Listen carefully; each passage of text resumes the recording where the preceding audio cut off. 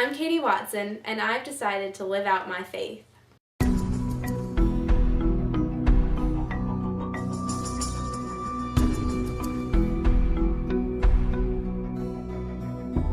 I think the Catholic HEART Workcamp is amazing because to see hundreds of kids come together and take a week out of their summer when they could be with their friends or working or something like that, and for them to put it all aside and just take time to do God's work, working for another person that they've never met on a team with people that they've never met, is really amazing. My time at Catholic HEART Workcamp really changed me for the better because it made me realize that I want to keep serving not just that 1 week, but every week out of every year for the rest of my life. And after my second Catholic HEART Workcamp in Charlotte, I came home and I decided that I was really being called to do something for other people the way that I had been called to do something that 1 week at Catholic HEART Workcamp. And so I decided to start my own nonprofit called Let Them Shine. Through her years at Catholic HEART Workcamp, those seeds of love and faith have been deeply rooted into Katie, and that seeds blossomed because she felt a calling to do something, to make a difference. And when this minister from Uganda met her and they started to learn more about the situation there, she had the tools and the faith to do something about it. And that's amazing credit to her family and her faith and Catholic HEART Workcamp, because those are the things that made it possible for her to make a difference for these children in Uganda. Let Them Shine is an organization which I started 2 years ago with a group of friends from my high school that raises money to provide for orphans in Uganda at an orphanage called Canaan Children's Home. We raise money to provide them with food, shelter, medicine, and education. And in addition, after spending 2 weeks at the orphanage, I decided to do kind of a branch off of that organization called Food for Thought, in which we raise money to provide meals for children throughout the village who can't afford them on their own. Almost all of the kids at the orphanage are actually orphans. Their parents have either died by AIDS, or when Idi Amin was in power, who was a dictator of Uganda, a lot of their parents were persecuted for being Christians, and he hunted them down and hunted down all the Christians and killed them. So those children come to the orphanage. Some children come from homes of just abject poverty where grandma, grandpa, aunts, and uncles can't take care of them anymore after their parents have died, or they come from homes which have been so starved that the kids can't be taken care of. And in some very few cases, the parents are no longer able to provide for the children, and so they were forced to go onto the streets. And the man who runs the orphanage, Pastor Isaac, will come and take them into the orphanage.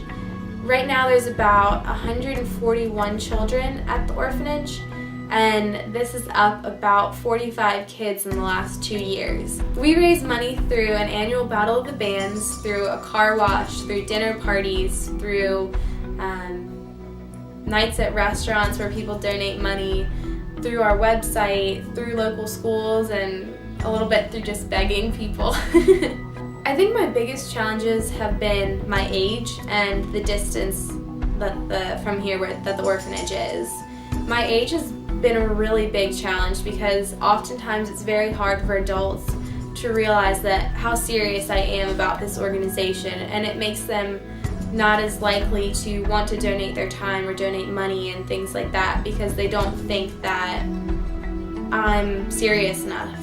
But anyone who knows me knows that I'm very driven and very serious. I feel like she's always been a good student. She's always been helpful to me with anything, and it really transfers over to what she does for her organization. She's always there for it. She's always doing something to further it. She's always starting fundraisers, and that really carries over to when she went over to Uganda and helped those people out. And when you meet somebody who's put themselves towards a goal to help other people, it's astonishing. One of the things that brought me the most joy going to Uganda with Katie was seeing her face when she finally met the children that she had been raising money for over the course of the previous year and a half. we got off the van and she was immediately swamped about 50 children. And I just loved seeing the joy that she experienced when she was able to meet these children and really actually interact with them. There are really no words to describe my trip over there, my trip to Uganda. It was so fundamentally life-changing and life-altering that it's hard to put it in perspective since I've come back. The kids over there are so deserving, they're so loving, they're so sweet and generous, and everything that they have to give, they give it up freely. And they have so much faith and love for God, even though they're in some of the hardest situations that you can ever imagine. Their faith is unwavering and it is completely inspiring. When I got back from my trip to Uganda, I talked to a bunch of other people and kids from other schools, from elementary schools and in preschools, and people at those schools started to spread the word and do fundraisers and collect money from them to help the organization and help the orphanage. And it's been so fun to see how I can inspire one person with my story, who then inspires someone else, who inspires someone else, and it creates this whole web of awareness throughout my community. I would say that the biggest goal of Let Them Shine is to raise awareness about Africa and about the kids over there and the kind of poverty that they're living in. Specifically, we want to raise money for these kids so that they can have a better form of life. I think our biggest goal is really just to raise awareness and to get the word out and to make people talk about things that they're not used to talking about or they're not comfortable with talking about.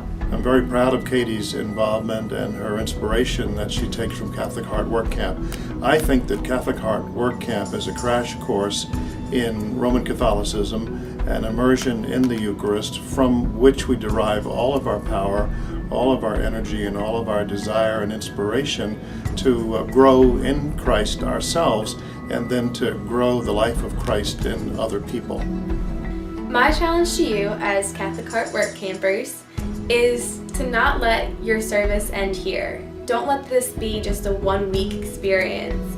Come home and keep serving. Keep working. Listen to what God is telling you. Pray on it. And really keep your service going. Inspire others to do the same thing. And through your inspiration of others, you can make a huge change in the world.